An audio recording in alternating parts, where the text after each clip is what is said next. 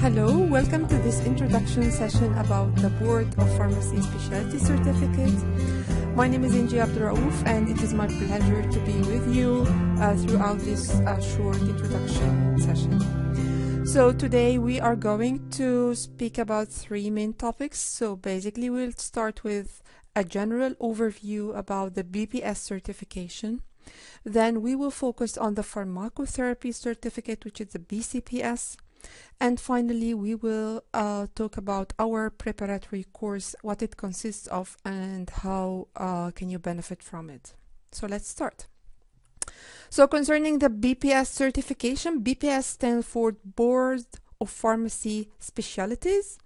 And actually, this certificate was first created in 1976 based on the opinion of the American Pharmacists Association, whom have decided that there should be some certification and specialties for the pharmacy practice, which is a very nice idea actually. So it is similar to what we have in medicine. So we have cardiologist, we have internal physician and so on. Here in pharmacy also we are starting to have some specialties. So instead of being a general pharmacist, you can be one of many specialties now listed by the BPS. So as you can see here, this is a list of different types of specialties that you can have. In 2013, there was only about 6 different specialties. In 2015, 2 more specialties were introduced, which were the critical care and the pediatrics. In 2018, now we have the cardiology and infectious diseases pharmacy specialties as new added specialties. And overall now we have a total of 12 different kinds of specialties. So what is the benefit of being certified as a board certified pharmacist?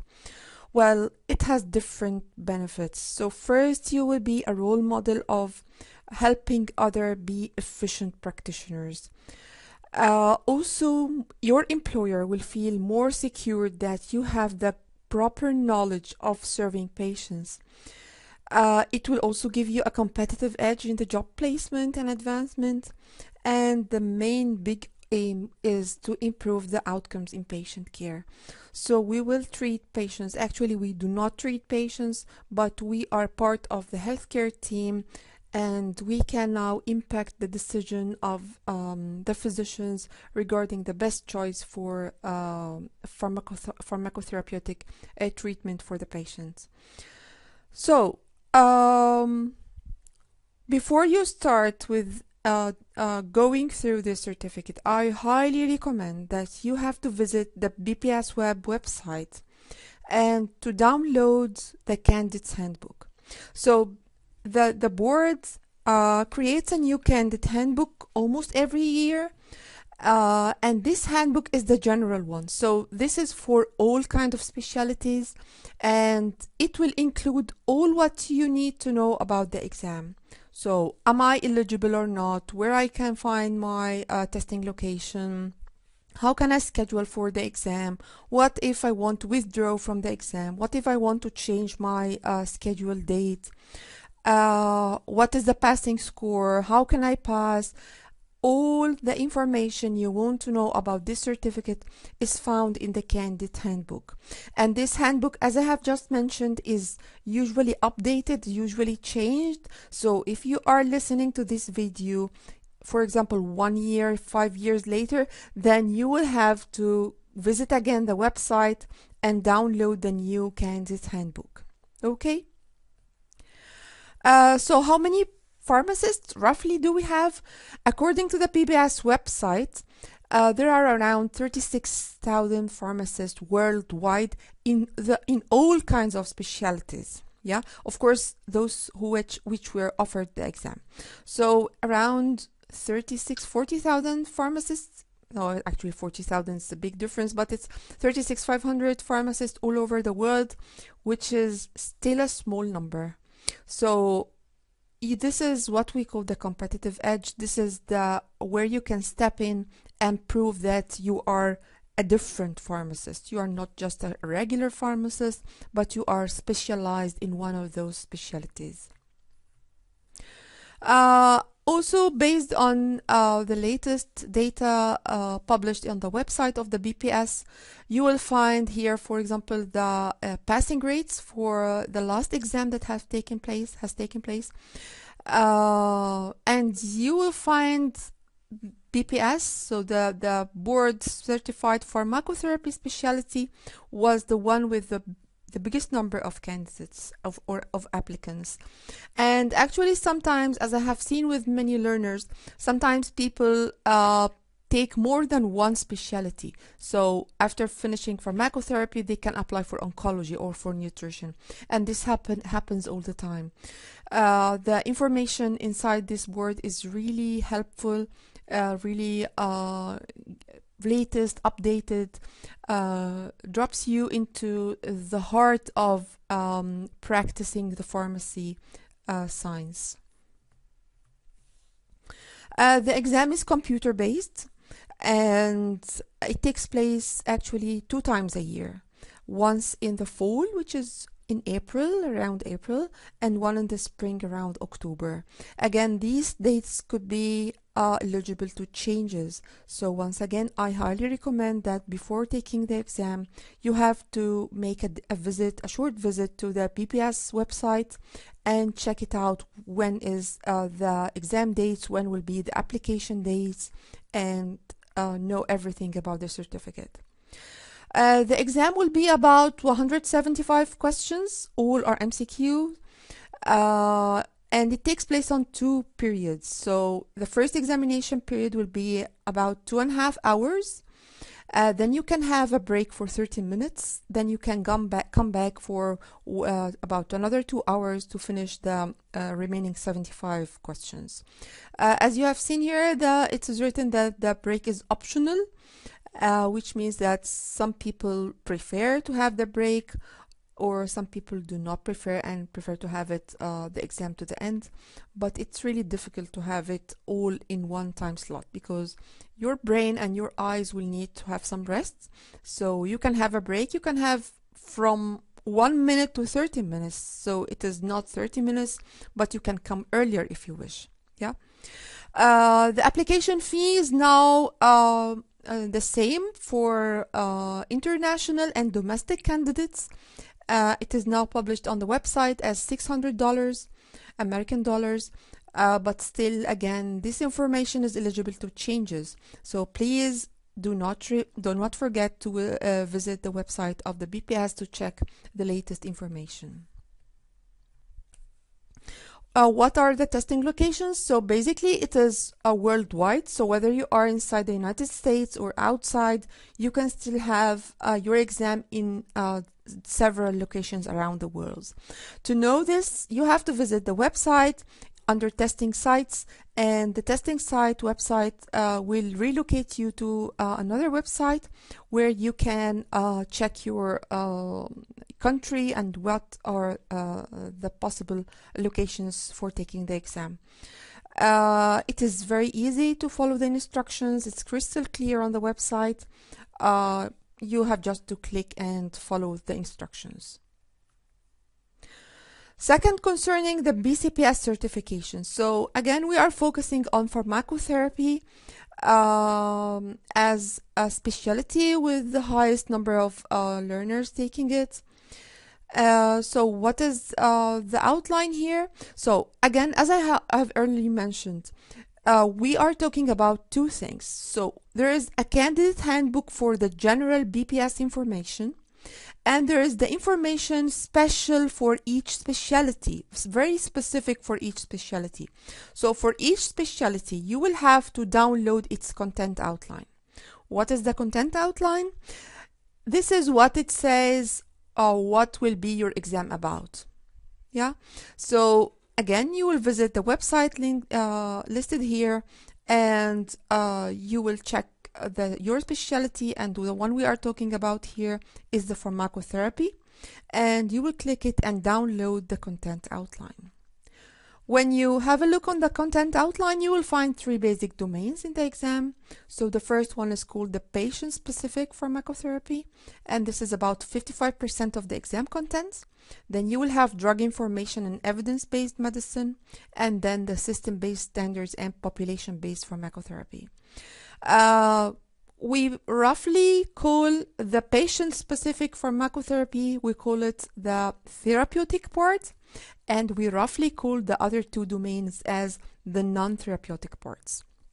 So roughly again, the therapeutic part will be about 55% of the exam questions, and the non-therapeutics will be about 45% of the exam questions. Actually, these ratios also change over time. So before that, the therapeutic part was about 60% versus 40 for the non-therapeutics. But as the non-therapeutic part is becoming really important to practice pharmacy, it is taking a larger part of the exam. Yeah. So the BCPS, as I said, roughly we have 2 parts, therapeutics and the non-therapeutics. In this course, in our preparatory course, we focus only on the non-therapeutics part. So you guys, if you need help in the therapeutic part, it is not included in this course. We only focus on the non-therapeutics part. And the reason behind this is that we have found that many students are struggling in this part. They consider it a little bit difficult, although it is the part that I think it is the most guaranteed part. It is the part where you can gather lots of marks. It is many calculations you have there. It needs you, if you have good understanding of its concepts, you will do it all correct.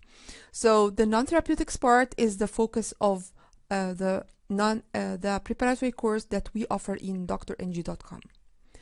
So what is the course about? The course, as I mentioned, non-therapeutics only, and we divide it into 4 parts.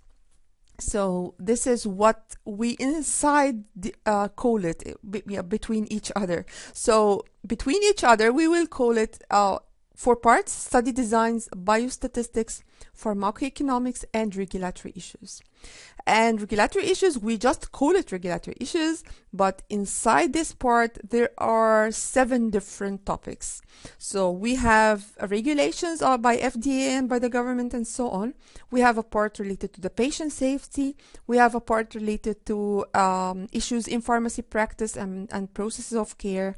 We have part related to communication strategies in pharmacy, educating healthcare professionals. How can you develop training? We have part related to managing clinical practice, and we have also part related to drug information resources. So we call it, between us, inside our course, we call it regulatory issues, but still it contains different topics inside it. We have the study designs, a very interesting topic. So again, what is the concept behind delivering this kind of stuff in pharmacy to a pharmacist? Well, it is important, of course, to know the different kinds of drugs and how they work and so on, and the first line treatment and the second line, and this kind of therapeutic part, which is extremely important.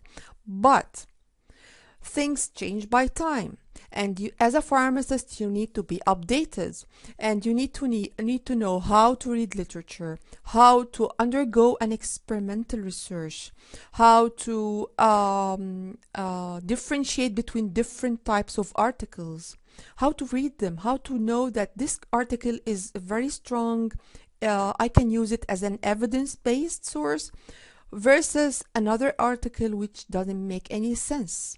Yeah, so don't be fooled by articles. You have to know how to read it statistically. You have to know what is a risk ratio, what is an odds ratio, what is the IRB approval, what is an RCT. Yeah. For the biostatistics, also reading articles require you have some statistical knowledge. So you will study things like hypothesis testing using confidence intervals, p-values. You will study a different statistical tests. You will study the decision errors, type 1, type 2, what's the difference? How can I know that there is an error? Things like correlation, regression. Yeah, so this is the part included in biostatistics. And finally, we have the pharmacoeconomics part, and this will be related more to money. So if you are in the pharmacy, a committee inside one of the hospitals, and they require you choose one of two drugs to be included in your formulary, you should have some information about how to undergo a pharmacoeconomic analysis, cost effectiveness study, decision trees. So it's not a very deep knowledge with regard to this certificate, but you should know them. Yeah. So this is what constitutes our course. So as I said, we divide them into 4 parts, and regulatory issues under it contains about 7 different topics. So what do we offer in our course? So our course is online. You can study from everywhere, even using your mobile phone, your tablet, whatever device you're using. It is recorded. So again, it can be studied anytime. You don't have a certain time for joining a class. So you will study on your pace. It is updated to the recent exam outline. It offers detailed, simple explanation. So we try in our course to simplify the complex information into simple ones that you can easily understand and retrieve. It also covers the whole non-therapeutic exam outline, so you will not need to study anything outside this course regarding the non-therapeutics part. It also includes some practice questions in which you can practice what you have studied, and it includes an assessment exam. If you are interested in joining this course, I advise you visit our website, drangie.com, and check out the different types of courses we offer. Thank you for listening, and I wish you this session was helpful, and wish you good luck.